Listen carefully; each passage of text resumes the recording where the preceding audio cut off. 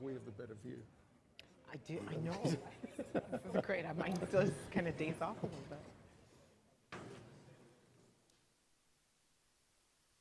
Well, hello, everyone. Welcome. Trump race and the future of the Republican Party is our topic for discussion this evening. It's going to be a very interesting discussion, I think you'll find, and we'll have time for your questions later as well. But before we get underway, I would like to begin this evening by acknowledging the Gadigal people of the Eora Nation, on whose land we meet here tonight. And we pay our respects to their elders, both past, present, and also emerging. My name is John Barron. I'm a US politics analyst for the ABC, co-host of Planet America, and honorary associate at the US Studies Centre. Mia Love is something of a political superstar. I think a lot of us first saw her at the Republican National Committee meeting that nominated Mitt Romney in 2012. At the time, she was the mayor of Saratoga Springs in Utah. And it's tempting to compare the barn burner of a speech that she gave to remarks made by Barack Obama at the Democratic National Convention 8 years earlier. Mia's address, I think, very succinctly summarised a vision of how somebody who is from a Haitian immigrant background, grew up in Brooklyn, was able to articulate a vision for America, a new Republican vision, one based on self-sufficiency, self-reliance as well. And in many ways, of course, we know that at the time she was running for Congress, and that both she and Mitt Romney didn't win that election. But after the election, the Republican Party conducted what got referred to as an autopsy. And they concluded that the party needed to become more inclusive, needed to open itself up to minority groups and to women as well. And in short, they concluded that the Republican Party needed to look a lot more like Mia Love. Little wonder then that in 2014 she won election to Congress, became the first black Republican woman elected to the House of Representatives, a piece of history that she will always have. And even though last November she didn't win a third term, I suspect, but we will ask her about this, I suspect we haven't heard the last of Mia Love in elected politics in the United States. There are still many options open to her. Of course, in between 2014 and 2018, the Republican Party, instead of becoming the party that the 2012 autopsy anticipated, opening itself up to migrants and diversity, it became the party of Donald Trump. And that will be the topic of discussion tonight. Simon Jackman, of course, many of you know as the CEO of the US Studies Centre. He is also a global expert on polling. His expertise on issues including things like gerrymandering, drawn on in major landmark court cases in the United States, a very significant figure in political science in the United States as well as in Australia. So it's a pleasure to have both of them here. If you could make them welcome.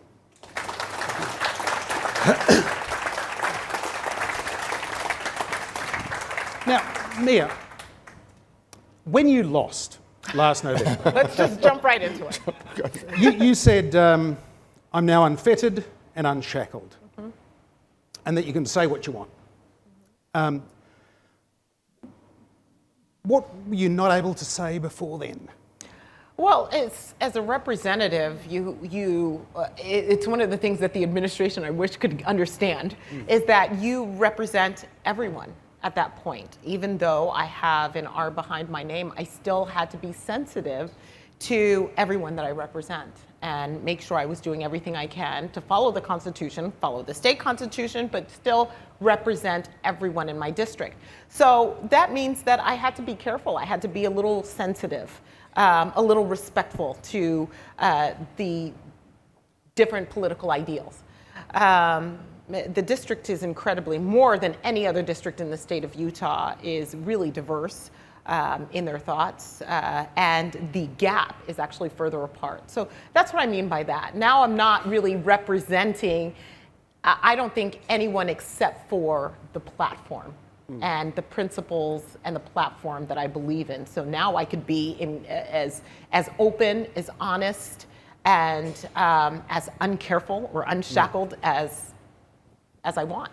It seems that Utah was sort of ground zero in the divide between the party of Donald Trump as it emerged and the party of Mitt Romney as it was.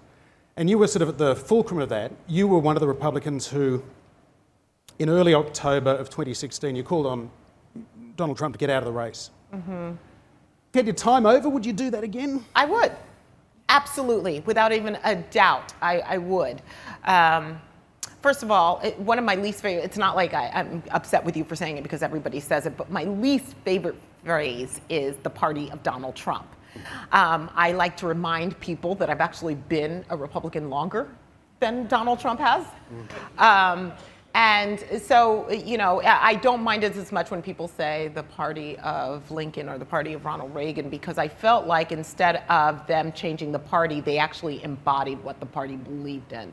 So it's one of the reasons why I don't like it when people say the party of Donald Trump, because I believe that Republicans and the platform that I believe in is actually compassionate and actually cares about people and wants to bring people from the lowest common denominator up.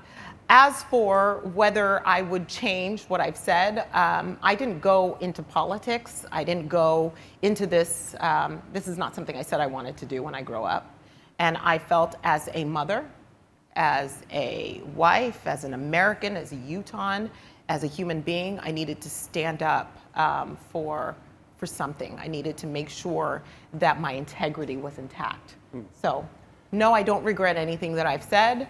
And if it means that I had to step down for that or lose a seat for it, so be it. I mean, I'm a whole person before that, and I'm a whole person after it. Now, Mia, I'm going to take a risk and quote a demographic statistic in front of Simon Jackman, which is a risky thing to do. But by my recollection, Simon, 95% of black women voted for Barack Obama and for Hillary Clinton. I mean, that in a demographic sense, that must be one of the most predictive, things of voting intention. Yep. How did we get to that stage when this was, after all, the party of Lincoln once upon a time? Since 1964 was the last time that a Democratic candidate for president won the white vote. That's a confronting phrase for an Australian audience, the white vote. But in a country as racially diverse as the United States, it has great significance, great historical significance. In fact, we talk about the party of Lincoln, for one thing. But Lyndon Johnson in the mid-60s pivots the Democratic Party to be the party of civil rights. And from that point onward, no Democratic candidate for president has won the white vote. The white vote averages from 1968 through Donald Trump about 60-40, Republican, Democrat, no matter who the Republican candidate is, and almost no matter who the Democratic candidate is.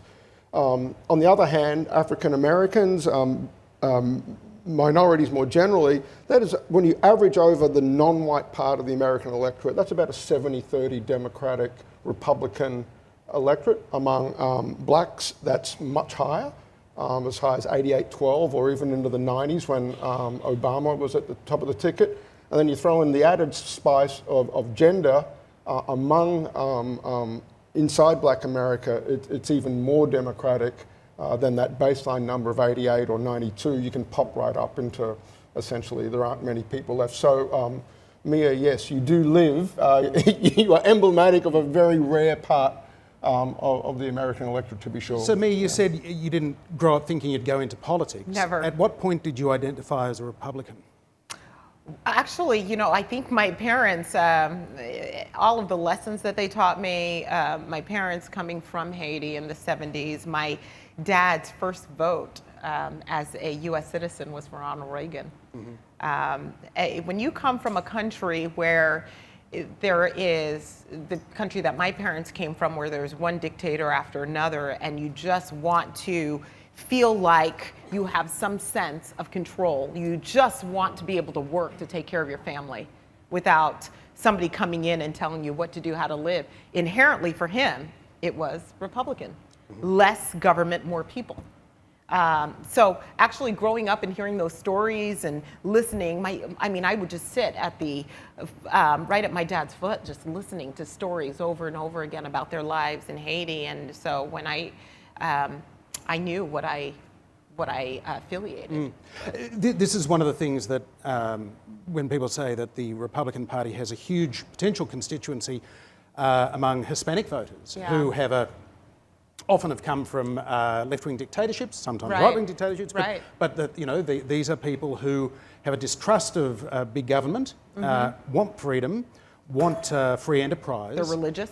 They're religious aspects as well. So in a way, you're more emblematic of what we see as trends in the immigrant communities than the African American communities. Right.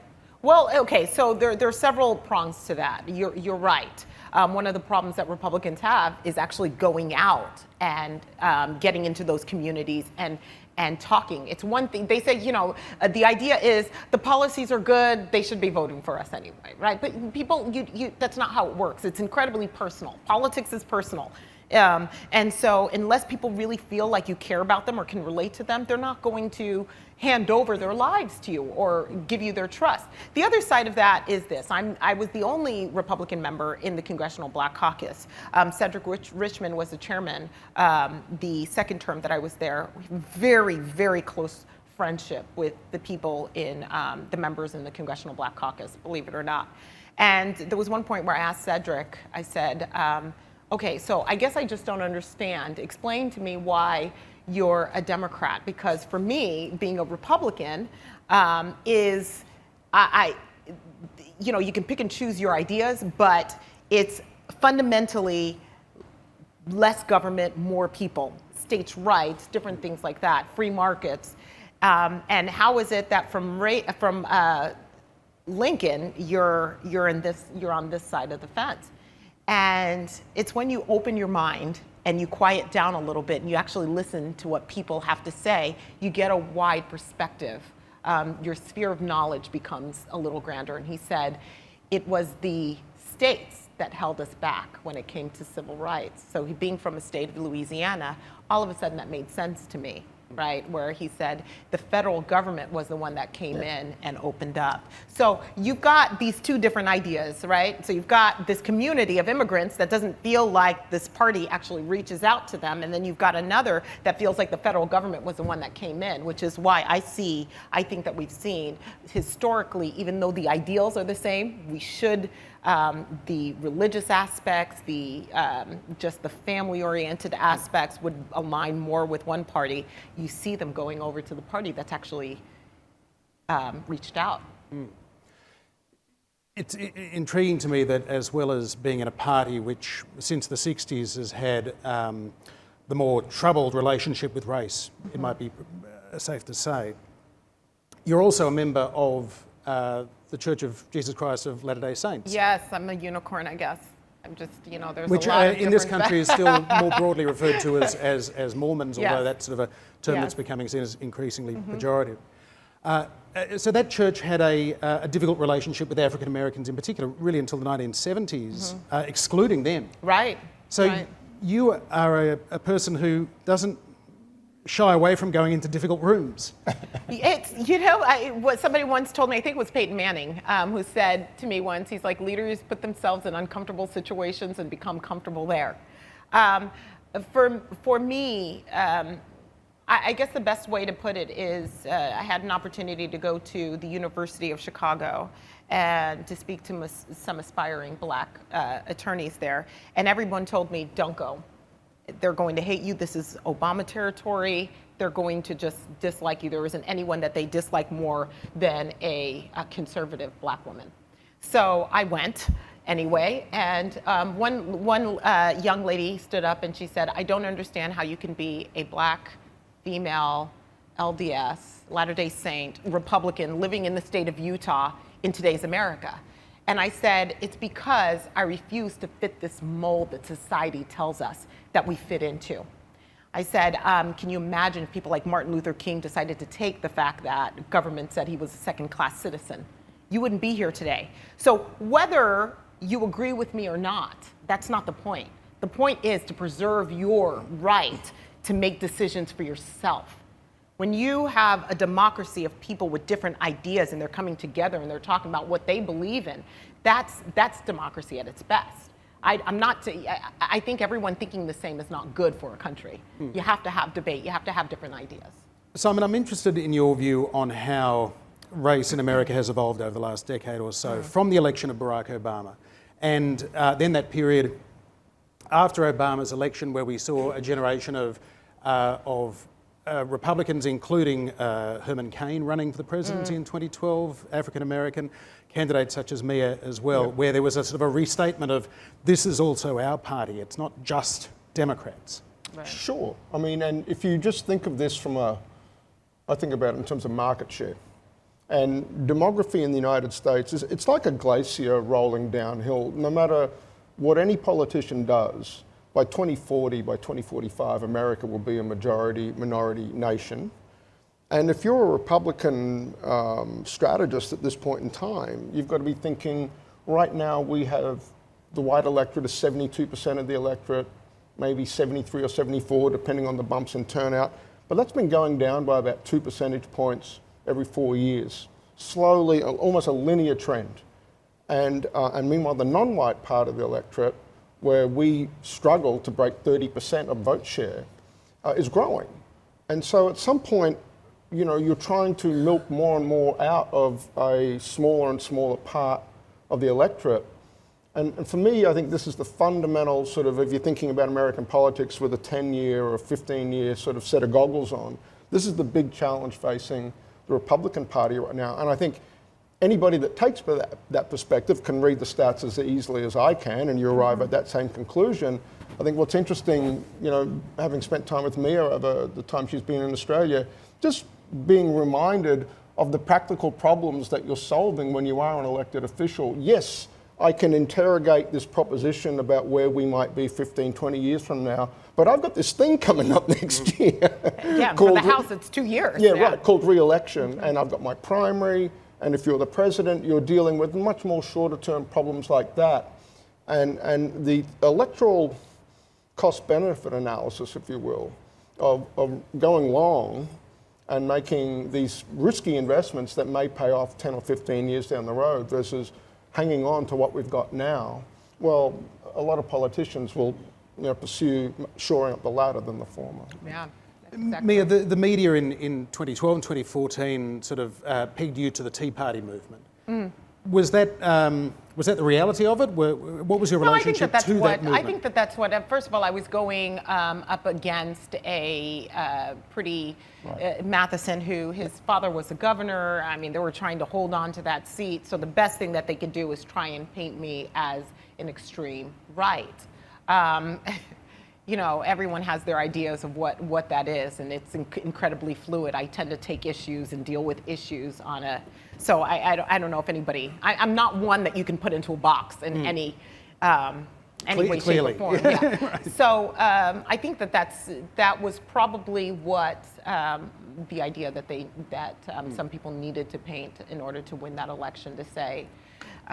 Well, that may be dangerous. One of the things that we've been talking about since we've been here in Sydney is that people are more concerned about the unknown, or what the prospect of what they're going to lose, versus the idea of what they may gain. So they're almost better off. A great example of that is the Affordable Care Act. The Affordable Care Act, after it was implemented, Americans just by a long shot went and took over, gave the House, the Senate, and the White House to Republicans. And it was mainly because of the complete overhaul of the health care. So the year after that, of course, the main idea is to repeal the ACA. The problem is everyone was kind of like, there was this a tactic of, mom or dad is going to die. They're not going to get their health care. They're not going to be able to do this. We've already moved down this aisle. You're going to change everything. So people overwhelmingly, I know because I was like taking 200 calls a day in my office, were like, don't do this. Do it little by little. Don't overhaul this whole thing. So there's this idea that if you can put enough fear in someone's mind, it kind of clouds out any prospect of what they may gain from that. Diabolically complicated area of policy, I know, but can you sum up for us why? Because in a country such as Australia, where we have both private and government health insurance, Yeah. universal coverage, when we saw Obama covering 30 million people that hadn't been covered before, sounded good. Why would anyone oppose that? Okay, well, my job here is to tell you the truth about what's going on with you. And I'm not sitting here, my job is not to tell you what you may or may not want to hear. So you're going to get a candid, a truthful answer from me. And that is the fact that the president, the former president, Barack Obama, stood up and told people, your premiums will not go up.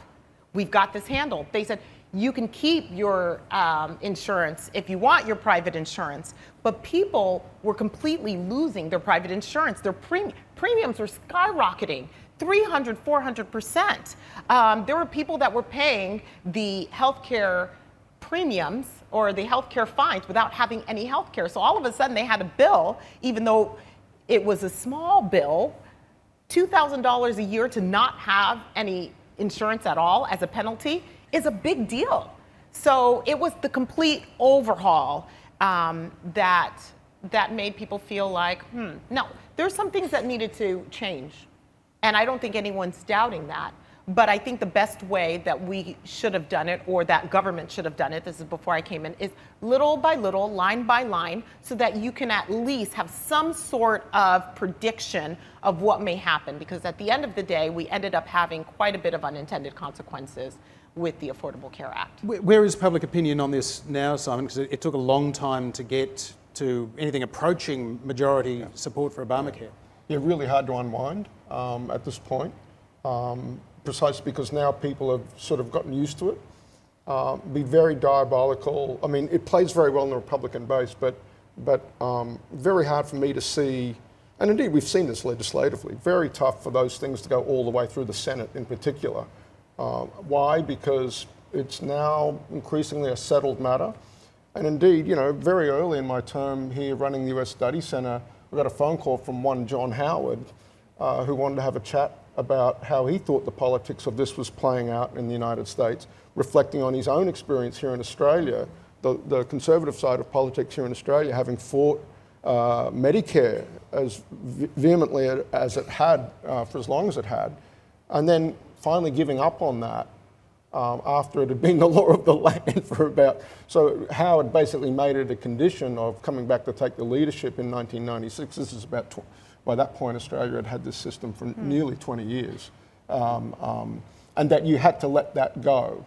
And he was engaging us in a conversation about whether that moment had arrived for the Republican Party or whether they'd be better off if they could move on and prosecute other issues. So where is that up to now, Mia, given that Mitt Romney campaigned on repeal and replace, Right. Donald Trump campaigned on replace with something even better that gives you universal coverage, and then ultimately in the Congress that you were a part of, the individual mandate was repealed. Right. A lot of it stayed. Well, I think that that's one of the problems that the Democrat candidates have right now, is the fact that you're hearing Medicare for all and no one's really talking about how they're going to implement it. Right. So of course there's a fear of, well, who's going to pay for it? How is it going to be paid for? Are you talking about taxing America 70%? That's a big issue. And so that's why you get this idea of no one's really talking about how to implement it. You're talking about overhauling about half of the economy when it comes to healthcare.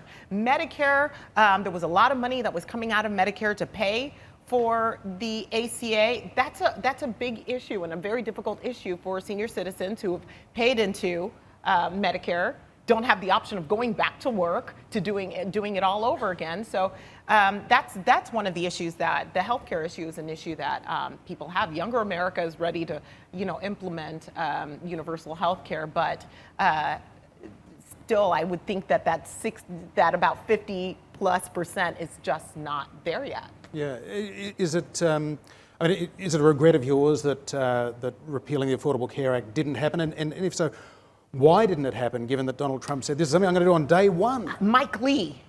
I'm going to blame I'm going to blame some people that allow perfect to be the enemy of a good win. That is the biggest problem that we have today, right? We have people that are saying, I want all or nothing, and there's nobody in the middle saying, let's work this out. So we felt like we came up with a pretty good compromise, pre-existing conditions left in there. Other things that people really wanted to be able to get insurance across state lines, making it a little bit more competitive, adding a little bit more free market principles, but creating this area where people who didn't have health care would have a boost in Medicaid. And it wasn't perfect. I don't know if you're going to ever get a perfect answer.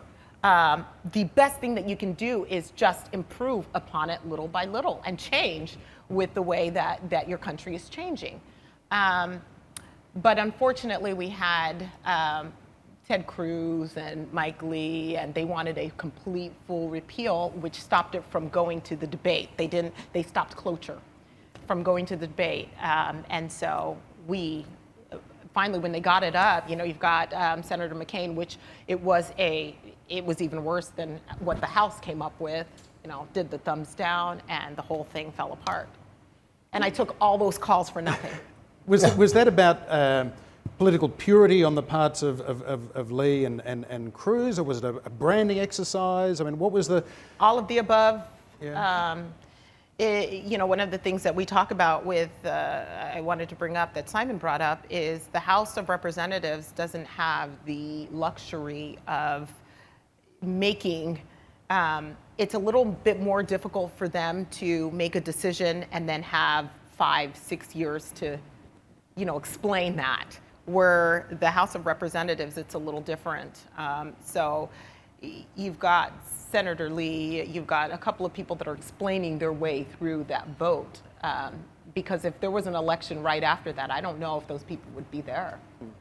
We hear a lot about dysfunction in Washington and hyperpartisanship and so on. Simon, are there any objective measures to say, is this kind of a media creation, or is Washington actually broken? Does gridlock exist? The measure we often use are rates of cross-party voting, and they haven't been this low since about 1890,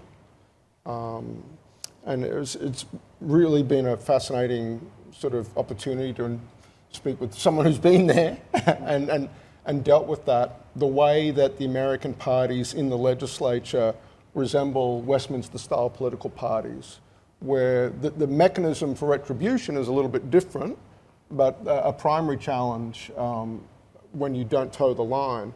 You add on that a 2-year cycle, and just listening to Mia answer that last question, John, when you're dealing with a complex matter and the whole caucus is being whipped in one direction, historically one of the things the American legislative system did with weaker party discipline is that someone representing a marginal seat could say, this is too hard for me and I'm going to have to go the other way. The leadership and the structure and the money inside American politics now has really put pressure on marginal seat holders to toe the line in a way that it starts to resemble parliamentary style systems. And indeed, the British House of Commons is in a bit of a state of disarray at the moment. But over the last 2 or 3 years, I've seen some analyses that show there are higher rates of party voting in the US House of Representatives than in the House of Commons. And we hold out Westminster as the archetype of it is the Westminster system, and it does have, where that system comes from. It just speaks volumes of how the American parties have changed really in our lifetimes.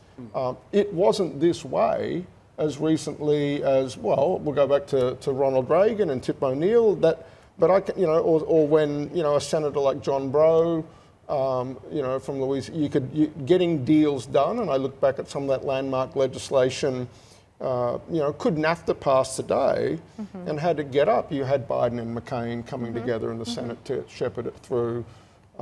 It's hard to see those big legislative breakthrough moments happening in the current configuration of how the parties have withdrawn to their own side of the aisle. Mia, given that you're in Utah's 4th congressional district, so deep red state, but a pretty evenly balanced district, even with gerrymandering that happens these days and so on. You won and lost a few elections by like 600-700 votes. Sorry to remind you of that. No. You never. The first one was 768. The last one was 620. Yeah. You don't forget those numbers.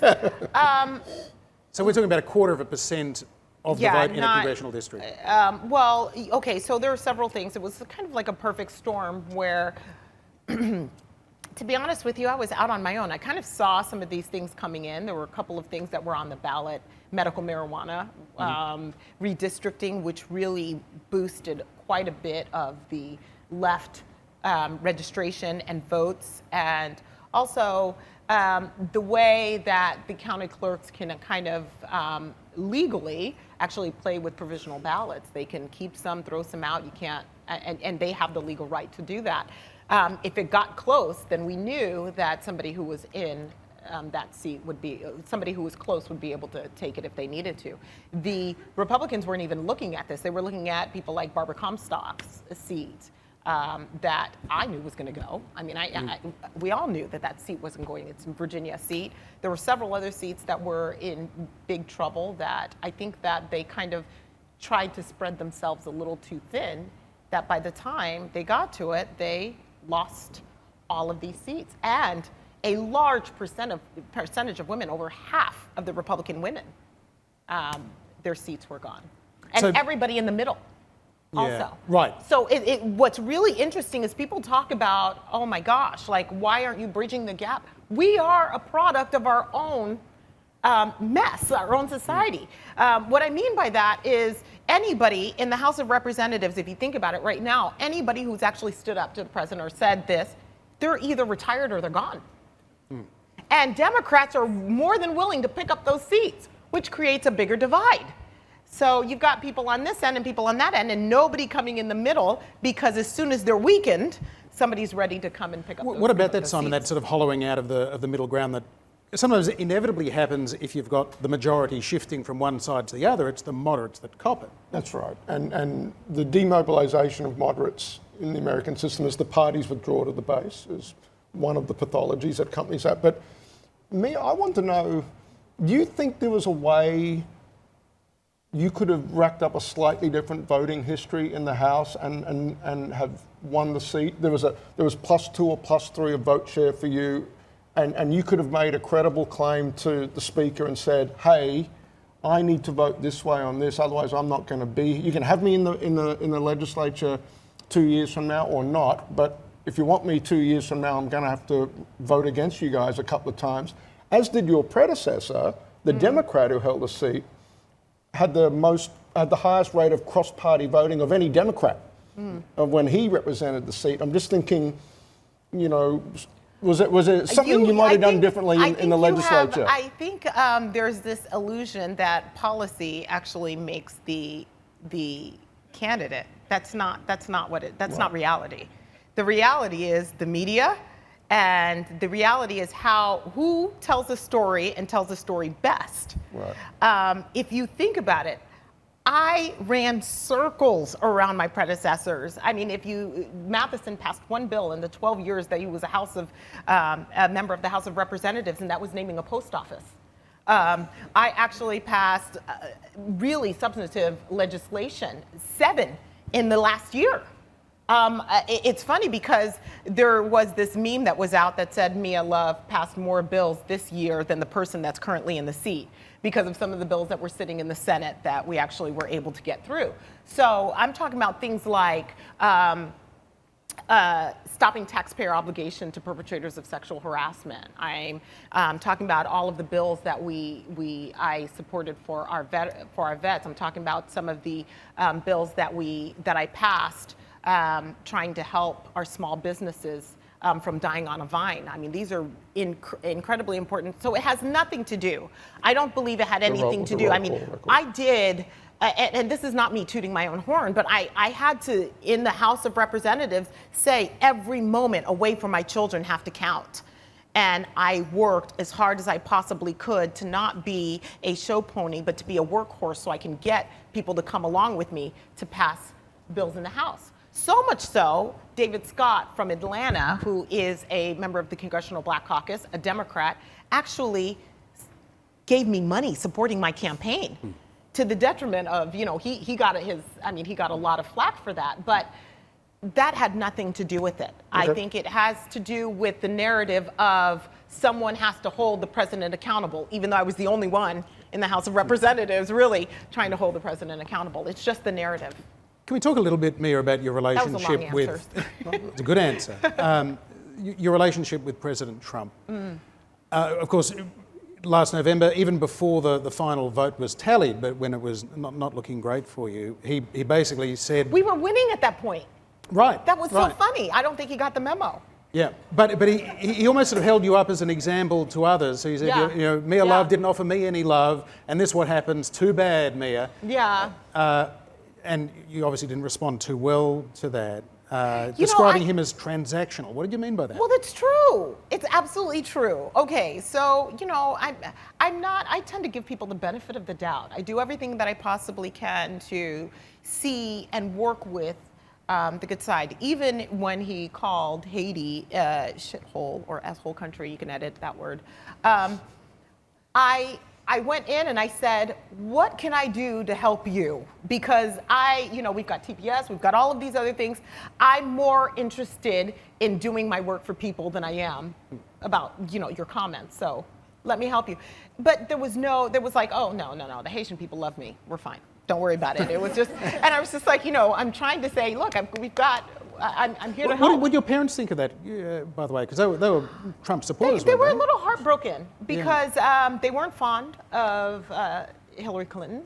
There was a lot of the Clinton Foundation and the money that was meant for Haiti that was taken out. That was, if you're Haitian, all Haitians know about this.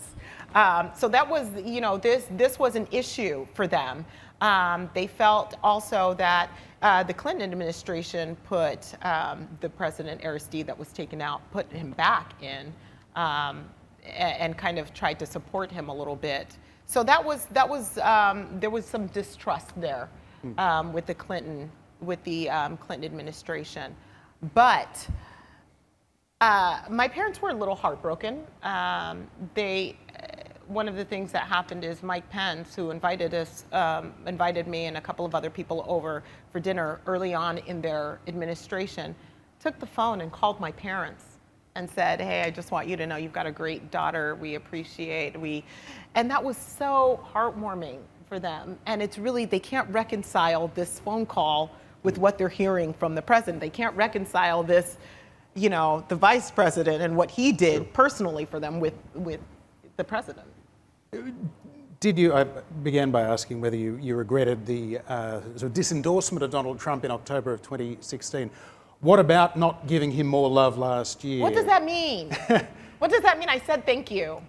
A rally in Salt Lake City? I guess I just don't understand what that means. I guess I just don't have time to just, when people would say you need to stand behind the president, I have to remind them that the way that the government works is that there are three branches of government. One that writes the laws, the person that signs them and executes those laws, and then the group that interprets it. So as far as I'm concerned, it was my job and the House and the Congress's job to write the laws, and it was their job to sign them into law and to execute it, which means that they stand behind me, right?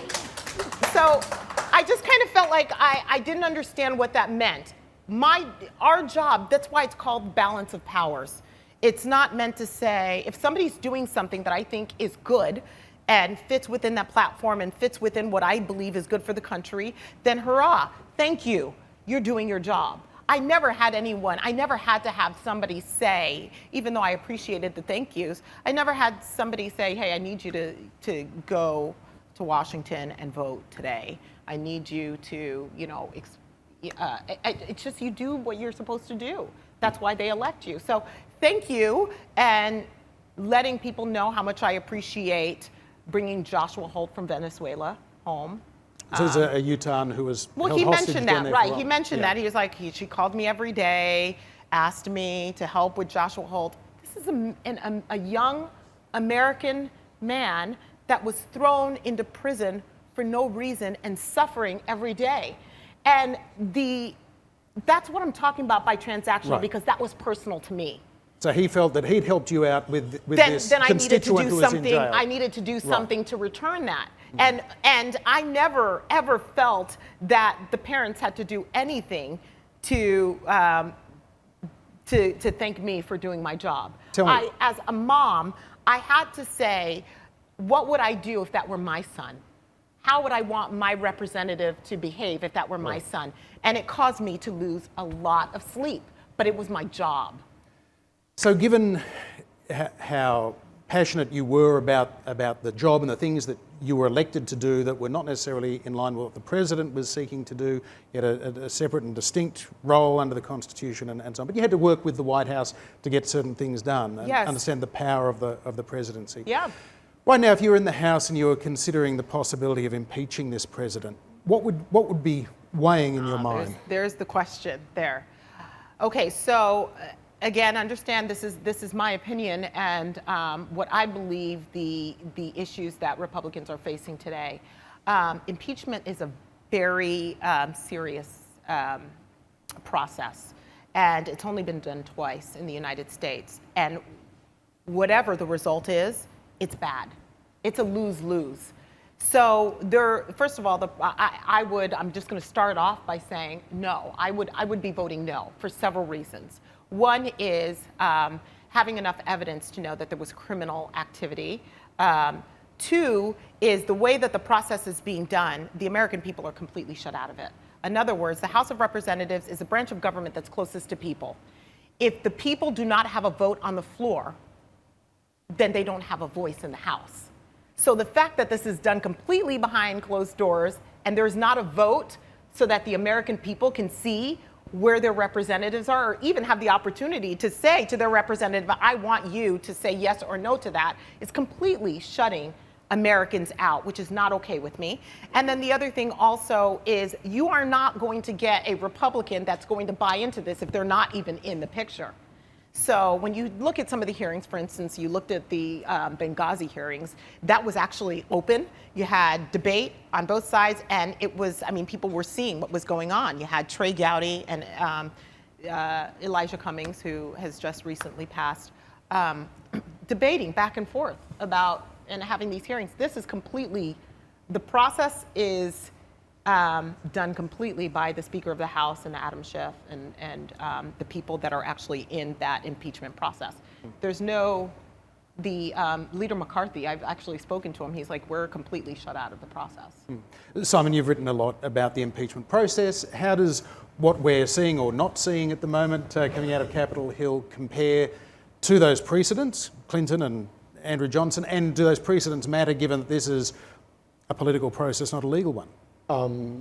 It is different in that the Judiciary Committee of the House is historically where impeachment matters find their genesis, if you will. And this is happening. Schiff and the Intelligence Committee is really kind of the prime mover, and Pelosi's empowered a number of committees to do their work. It may come back to the Judiciary Committee for open, rehearing of and a reboot. I don't know though if they'll do that, because you're right, John. At the end of the day, it is. We use the word criminal, but it kind of is and kind of isn't. The Constitution makes reference to high crimes and misdemeanors. So the word crime is there, I guess, in some sense. No one really knows what a high crime and misdemeanor is. It basically is what Congress decides it is. Right. And while it's confusing to Australians in particular, it has all the formalisms of a criminal legal matter, but it is it is a political yeah, it's a political process. And what the House does is like indictment, but then it goes to the Senate for trial, which is a very unusual thing as well, where the Senate can basically set its own rules of procedure, and indeed they did during the Clinton trial. There were votes taken to whether to compel testimony from Monica Lewinsky, for instance, that failed. But a number of votes like that politicians will take, sitting as a a court. And so it's this hybrid of politics and legal forms, but don't forget, it's political. Mia, May I add a little bit of Please. inside baseball to Sure. this that people really aren't seeing, and what is some of the underbelly of how this process came about? Understand that the speaker didn't really want to do this. Actually, she held back quite a bit, and amid a lot of pressure from the very far left, it was just, you've got the Representative Alexandria Ocasio-Cortez, you've got Representative Tlaib, you've got a lot of people that have been pushing for this, Al Green, so many people that have been pushing for this for a long time. All of a sudden, you're looking at this entire thing and you're saying, it would be naive for you to think that even if they kept the majority, that she would still be speaker unless something actually started happening. I think that's why you see a little bit of the, maybe we do the inquiry, maybe we don't hold it until we're able to convince the American people that this is the right thing. I think this is exactly what you're seeing. And unfortunately, it is a political process, and you see politics instead of policy is the king in all of this. It's the driving factor. we'll open up to questions from the audience in a moment. If you want to raise a hand, we've got a roving mic. I'm not sure if we do, or we just shout out. We do have a roving mic. But my question, Mia, before we move to audience questions, the future of the Republican Party. Yeah. People see the future as having something to do with whatever Mitt Romney's doing in Washington and what people like you are going to do next. Yeah. At some point, whether it's conviction in the Senate or at the ballot box next November or in 2025, Donald Trump will stop being president. Yeah. What does the Republican Party look like then? Well, you bring up another big fact. You have to understand that the only person that's actually been a little bit more outspoken has been Mitt Romney on this issue. But then again, he just got there and has 5 years to kind of fix whatever he needs to fix. So he has a little bit more of a luxury as opposed to being on the ballot again during the president during 2020. What do I see? I will not abandon the principles or the party that I believe in. For the most part, Republicans have put themselves into two different categories in the United States. Those who are going to defend the president at all costs because for them the alternative is just not. They just, either they feel like they have a loyalty to the party to stay with the president or a loyalty to the president himself. They put themselves in that category. Or you've got people that have put themselves in the category of, I am going to leave the party because I cannot have this person represent me or represent the things that I believe in. I offer a third idea, and that is you hold people accountable to the principles you believe in.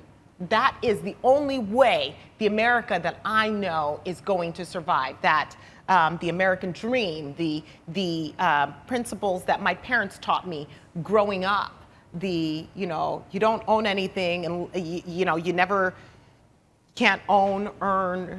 You got to, anything that is yours, you have to work for and try to do what you can, and also care for others who can't care for themselves. All of those things, I think you have to stand strong and call it out in order to preserve the principles you believe in. You've been very candid with us, but you also still have that polish of a skilled politician. It makes me wonder. What does that mean?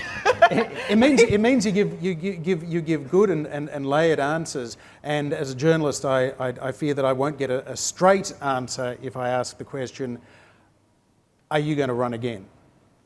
Oh gosh, and I guess the answer is I really don't know, and that's the truth. That is the truth. If I feel as if the luxury of being where I am right now is being as candid, although I will always continue to do what I believe is right. I don't know if there's an opportunity to continue to serve my country in a way that makes sense, then I'm not going to say no. But I'm loving life right now, and I love being part of the United States Study Center. I really feel like in so many ways I'm contributing in a way that the gridlock in Washington can't contribute in. So Maybe. I'll sum that up as a maybe. All right. Where's the mic? Where's the mic? Where's the mic? Where's the mic? Over here. Thank you, Mayor. Freddie Sharp's my name. I was inspired by your story, your family story, coming from Haiti, fleeing dictatorship, settling in America, and your father voting for Ronald Reagan in 1980, which sits against a bizarre paradox, given America's long and inglorious history of regime change, installing and supporting brutal dictatorships around the world, including in Central America, and to this day supporting the House of Saud, Erdogan, Orban in Hungary, the list goes on. How do you personally reconcile that paradox in your own personal political philosophy? okay, I'm trying to figure out what you mean by my The question philosophy. that you fled brutal regimes to America to support for a regime-changing institution, the American government, with hundreds of years of history of enforcing brutal regime change and supporting brutal regimes. How do you square that circle? How do you resolve that paradox yourself? That America has supported dictatorships around the world Oh. from time to time. Yeah. Perhaps maybe even. Yeah. Well, it's funny because one of the things that I didn't like that the United States would do is not just here picking winners and losers here, but also going abroad and picking winners and losers. That's been America's always tried to spread its influence or kind of flex whatever muscle they think they have in shared interest.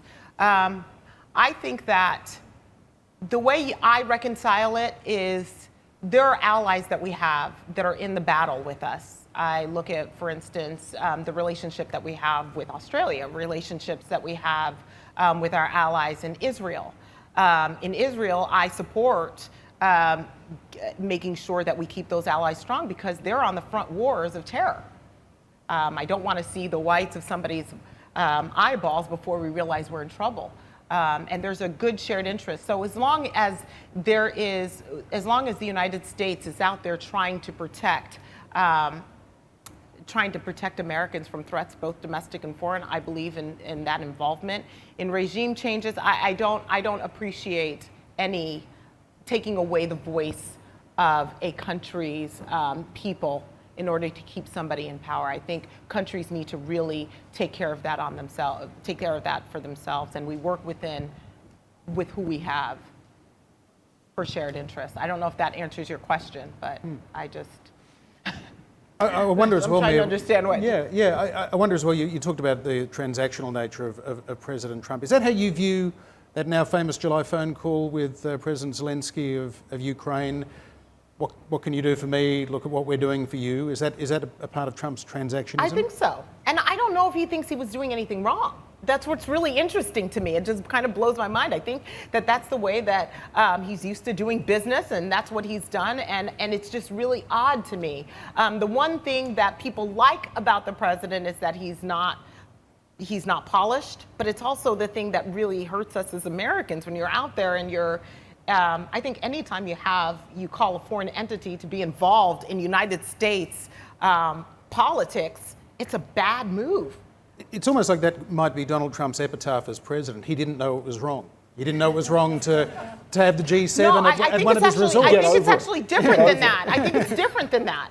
I think it's not, I didn't know it was wrong, because that would mean that somebody was sorry, right? That would mean that there was like some humility there.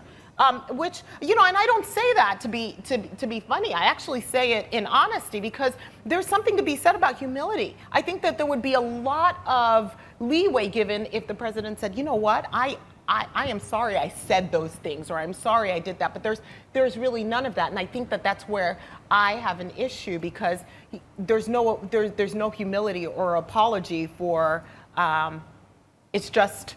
We did this, get over it, or this is right, or I don't understand. That's a problem I have. Okay, another question? Thank you very much for a terrific talk. To my mind, the most startling comment that the President has made in his term in office was to refer to Omarosa Manigault Newman as a dog. And it occurred to me that in this country, if our Prime Minister were to refer to a woman in that way, his position would be in jeopardy. And I'm wondering, without implying that there were any racial overtones in what the President said, what do you, as a black woman, think of his remarks? Well, obviously, those remarks are horrible. If anybody says anything like that, I mean, gosh, I teach my children to treat people with respect. So that's a given. Personally, those comments they're unacceptable. They really are, especially a president who is supposed to support and represent all Americans.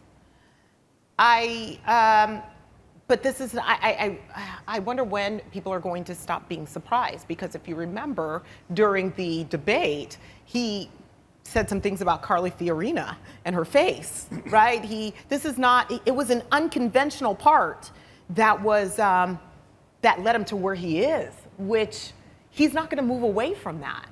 And so we have to learn how we're going to react to that. And you may agree with me or disagree with me, but I will not allow the words of the president to dictate how I behave as a human being. I am way above that, way, way above that. And as a mother, I have to teach my children to not react to what other people say. You have to understand, I grew up with my parents saying these things to me as not the things that the president said, but the fact that people are going to, you are a black woman growing up in America. I don't want you to be a victim. You are going to be empowered. If somebody has a problem with you, that's their flaw, not yours. That's something they have to fix, right? So I'm way above that. And I will not allow the words of the president or anybody to dictate how I believe. I'm an example to my children, and hopefully an example to the people that I represent, and to the United States, of compassion and progress. You've noted that, in a way, President Trump is an equal opportunities insulter, and it's really just a matter of, what is he sort of homing in on with various, Sleepy Joe or Low Energy Jeb or whoever. It has been noted, though, that particularly on Twitter, he, when talking about women of colour, he often uses words like stupid. Low IQ individual. Right, and we're talking about fellow congresswomen, Wilson, Waters, the Squad, Tlaib and others. Is Trump a racist? This is a question that I'm asked all the time. And, no one can ever get into the president's head and say whether he's racist or not. I don't know if he knows. But I can say this, those comments they really are. And he may very well believe that he can say those things, but he's not racist. That's not a question for me to answer. It really isn't.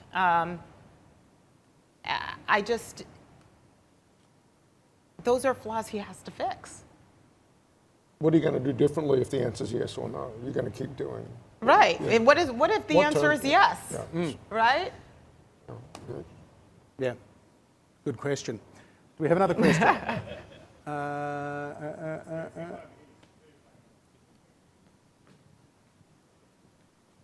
No. Yeah. Make one up if you didn't have one. Yeah, no, I do. So the Republican Party's always been the free trade party, but even before the 2016 election in the Republican primaries, there was a lot of anti-TPP talk. Do you see the future of the Republican Party still having free trade as a sentiment, or are we beyond that?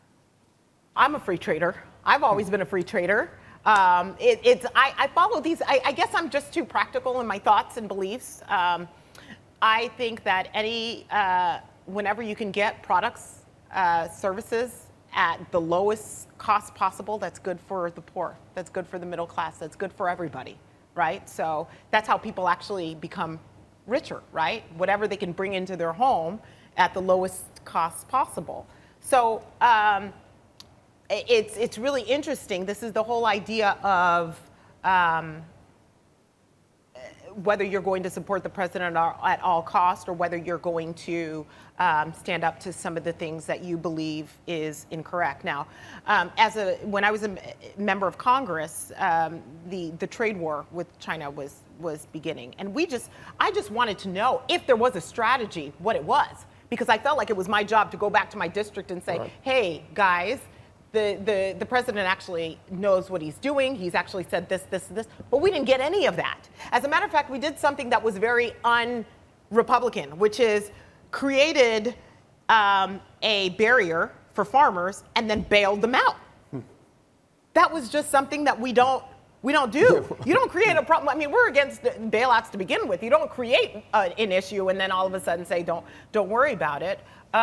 So that's something that still kind of baffles me. There are people that have just kind of said, "Hey, we're gonna see how this plays out," and I think it's a rolling of the dice. I think it's seeing who's going to fold, and I think that the president will be really lucky if everything turns out the way it turns out great. But in the meantime, how long are the farmers going to take it? How long are people going to deal with this? How long does it take before somebody says, okay, I can't deal with this any longer? Now understand that these are the people, blue-collared Americans, a lot of the farmers, these are the people that voted for the president. So there's this idea that, I've got to make sure I take care of them because I just need them to stick with me. But you kind of have to figure out how long will that last, because there's only so much. When people start worrying about feeding their children, all of a sudden, something's got to give. So yes,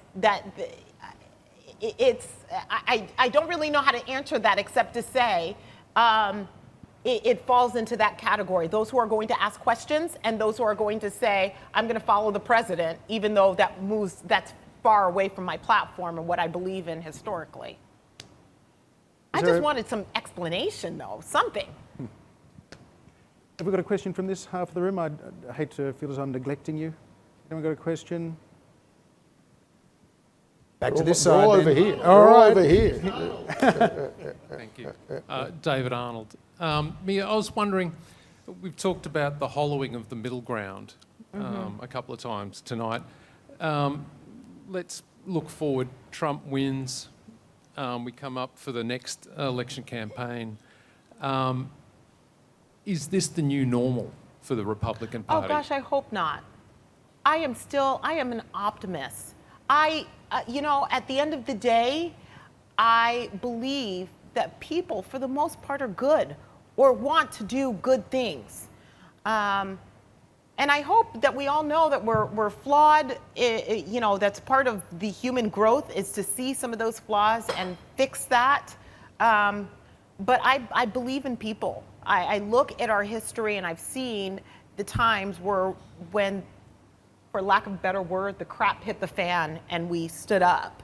So I don't believe that I hope that this is not the new normal, because the direction that my country is going in right now is creating this, it's kind of a civil war.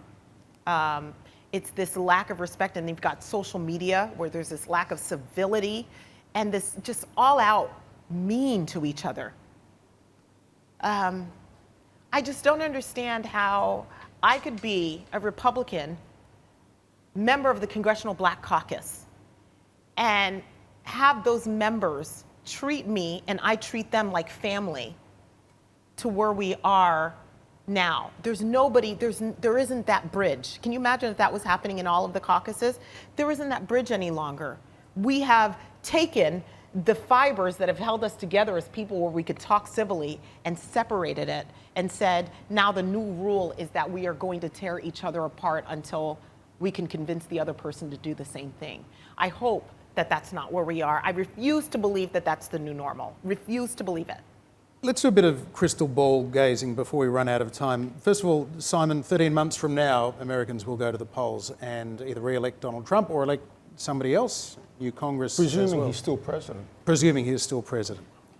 So right now, given that Donald Trump, his numbers kind of around about where Barack Obama's were at this point of his re-election campaign. Ronald Reagan was in the low 40s at around this time. Is that enough to say, you know what, the economy is good, this guy's probably going to get another term? I don't think you can rule it out. We have done quite an extensive amount of polling of ourselves at the US Studies Center. We found in some polling we did multiple head-to-heads putting different Democrats against Trump that Trump beats, out of the 5 we tested, Trump beats 3 of them. We're not seeing the big gap that we're seeing in a lot of the public polls, Warren leading him by 10 points. I wouldn't put much stock in that either right now. There is a pathway for Trump precisely because he did it last time. And the pathway is he loses the popular vote, but hangs on to that bunch of upper Midwestern states in particular, plus Ohio, plus Florida, and wins the Electoral College despite losing the popular vote. And I think that is a scenario that you cannot dismiss at all. You have to be, if you're a serious scholar of American politics, most incumbent presidents are re-elected. The economy is not in horrible shape, although we'll see how we go. He ought to have a better approval number than he does, given how well the economy is. Well, that's Trump being Trump. But that said, he won the presidency in such an unusual way. Could he do it again? Absolutely, he could. Yeah. What's your expectation, Mia? And importantly as well, you called on Donald Trump to drop out in October 2016. He's still there. He's still there. You said you wouldn't impeach him if it came before you in the House now. The American people voted, the Electoral College, but he, by our rules, by our Constitution, is the President of the United States. I think Simon's absolutely right. There is, and you guys, you can look at whatever polls you want. There are people, I call them the silent majority, that are thinking, I have a job, unemployment is down, he kept the promises he made to me. Even though publicly I will not agree with what he says, when I go to that booth, I'm the only one there. And I don't have to say what I did one way or the other.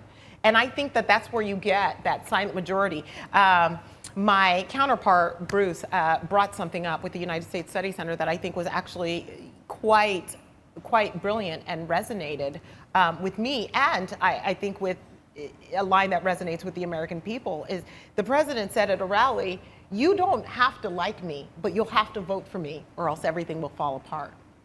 And remember, the economy is doing well. Unemployment in Utah is really low. Unemployment across the board in the United States is really low. Those blue-collar workers that were losing their jobs overseas, I mean, they're listening to this person that is speaking for them, and even though they may be embarrassed by the things that he has said, I'm not really sure how many people are willing to say, I am going to put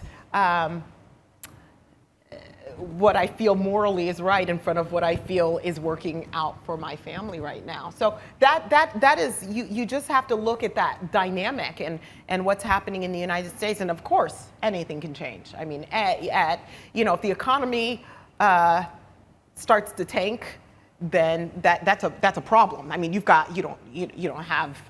doesn't have very much to say about it. Joe Biden has said essentially that we can recover from one term of President Trump. We can't recover from 2.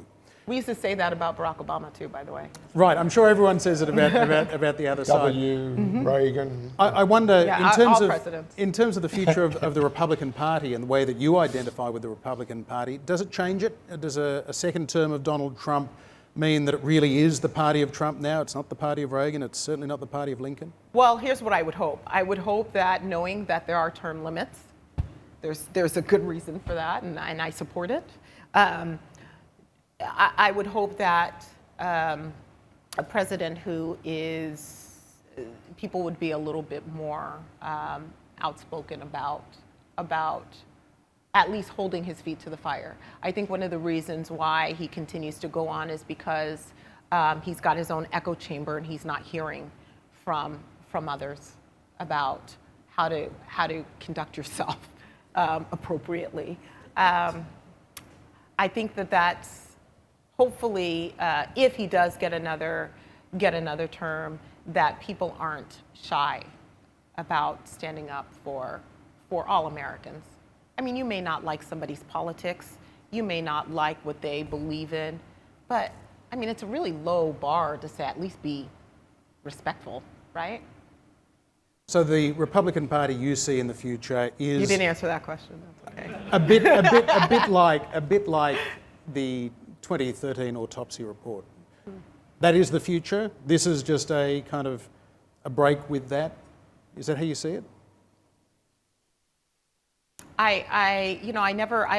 We always talk about going back to, the good old days, the Ronald Reagans. There were problems there too. We always talk about going back to, the days. Gosh, can you imagine? There are a lot of Republicans that'll say, "Give me Bill Clinton." I mean, there are people that'll, they'll say some of those things. Even when Barack Obama was president, there were a lot of Republicans that were like, "I'll take Bill Clinton over this administration." But I think that there's no such thing as going back. I think that you have to move forward, and hopefully the way forward isn't a complete collapse of, I'm not talking about the economy, but American morals and morale. I'm hoping that our better sides, are the angel on our shoulders is a little louder. Well, I think we can certainly all agree on that vision for the future, and we look forward to your part in the future, whatever that may be. Would you please thank our guests, Mia Love and Simon Kelly.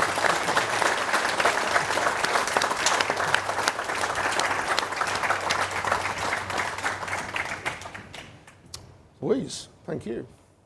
Hi everyone, my name is Louise Clegg and I am very lucky to be a director on the board of the US Studies Centre.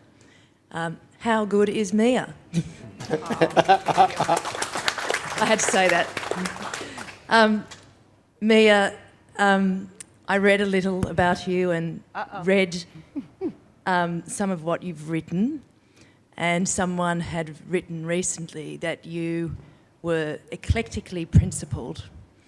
And I like that phrase. I hadn't really heard it before, but before I met you earlier, I did think because someone had written that meant therefore that you were principled, of course, but not too tribal, and that it meant that you thought for yourself. And that has been most evident this evening. I did think, I'm going to like this woman. And, and that was just fantastic. Thank you. I have to say, for my part, for what it's worth, I was quite surprised when Trump won the election, although not as surprised as some, because I live in a regional town, or near a regional town, and Hillary's deplorables comment shocked me, and I actually felt at the time, wow, that is crazy, and you will lose votes in Middle America. And so I wasn't as surprised as some, but I personally don't think I would have or could have voted for him. And in the early days, I was very concerned about the Trump presidency, because in the early days with the early, I'm a lawyer, so I watched this, with the early immigration decisions in the intermediate courts that were going against him, he was extremely, he really took on the courts in a big way on Twitter, which no one's surprised about. But at some point, someone in the administration must have had a word to him, and he has toned down his criticism, at least of the courts. He hasn't behaved in other ways, but at least in respect of the courts, or at least the Supreme Court, the higher courts, he has toned that down. And for me, that is fundamental, because if you've got a very populist president like him at those rallies urging people to not trust the courts, that's when society's in real trouble, and he has toned that down. And because of that, and because of a few other things, I am less troubled by the Trump impact. I think that the American institutions will take care of him because they are so strong. And I can see too, Mia, that you are a person who has great faith in the institutions, in your constitution and in the conventions and the institution of your party.